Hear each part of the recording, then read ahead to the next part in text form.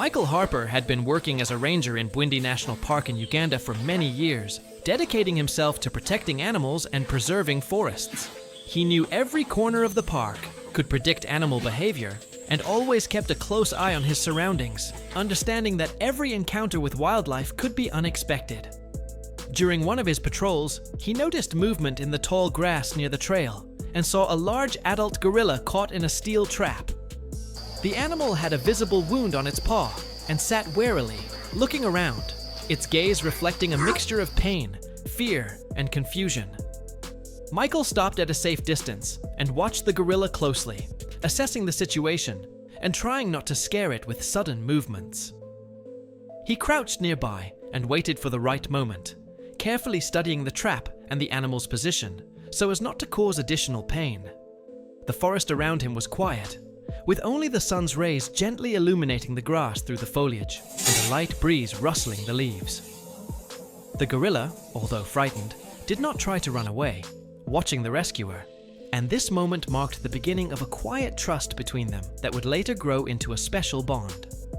Michael cautiously approached the animal, trying not to make any sudden movements. The huge adult gorilla was lying on its side, breathing heavily. Its paw, trapped in a steel trap, was injured, and every movement caused it pain.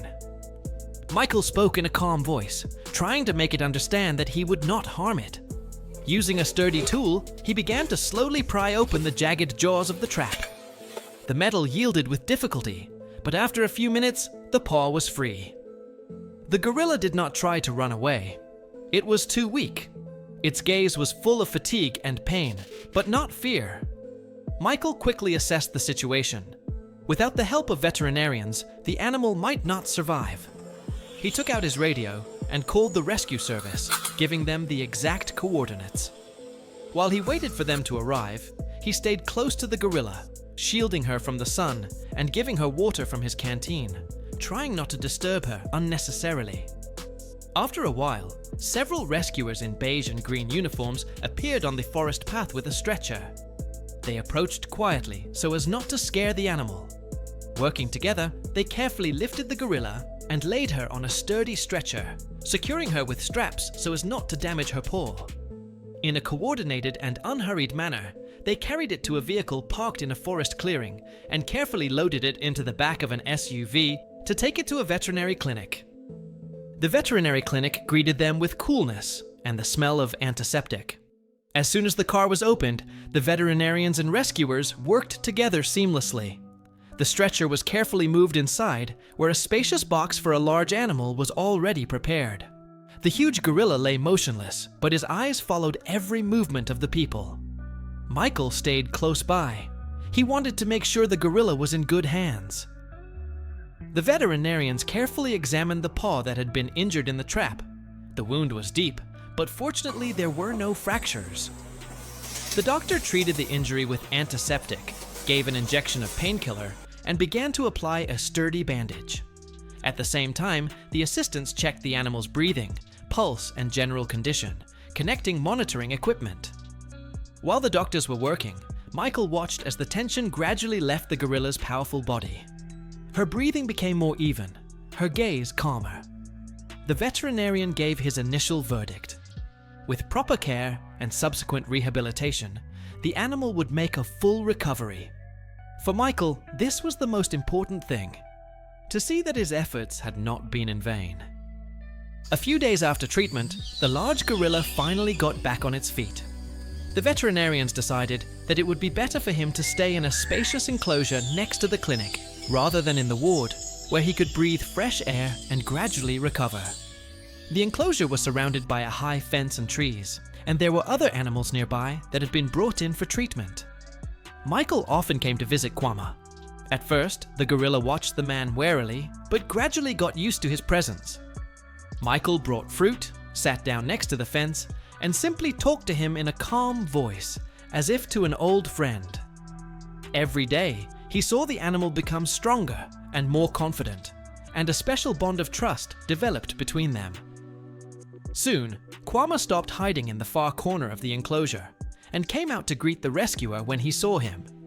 Michael smiled. It seemed that the animal understood who had saved him from trouble. For Michael, these encounters were more than just checking on the patient's condition. They were the beginning of a real friendship between a man and a gorilla. Months passed.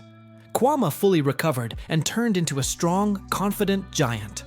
He got used to Michael's frequent visits, and Michael got used to seeing that familiar gaze waiting for him behind the fence every morning.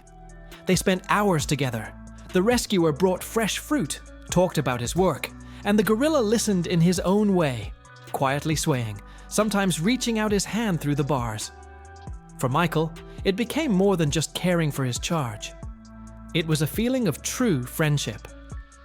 But the day came when the veterinarians announced Kwamu was ready to return to the wild.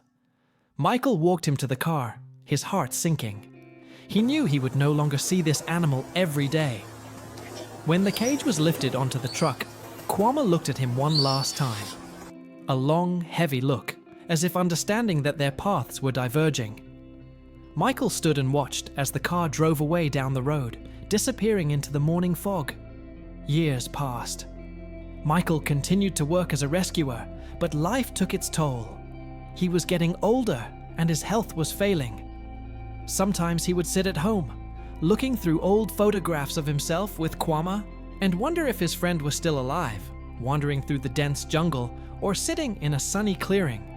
In his memories, he often returned to that morning of farewell, when the gorilla's gaze seemed to say, "Thank you." Over the years, Michael began to weaken. He appeared on the street less and less, participated less and less in rescue operations, and stayed at home more often. The disease was wearing him down, imperceptibly but inexorably. One morning, he was found pale and barely breathing. Without wasting a minute, he was taken to the clinic, the very same one located right next to the veterinary center where Kwamu had once been treated. Michael was placed in a separate ward and hooked up to machines, but the doctors knew that his strength was running out. And then one day, Kwamu appeared right at the clinic door. The huge but incredibly calm gorilla walked down the corridor so quietly that even the doctors froze in surprise. No one stopped her. Everyone knew how much Michael meant to this animal. Kwamu fearlessly entered the ward. He stopped by the bed, lowered his heavy head onto the edge, and stared at Michael for a long time with his intelligent dark eyes. The rescuer, struggling to open his eyes, saw him and smiled weakly. That same warm, grateful smile that said it all. The joy of meeting, farewell, and silence. That same day, Michael's heart stopped. He was buried near his home, under a spreading tree that he himself had once planted.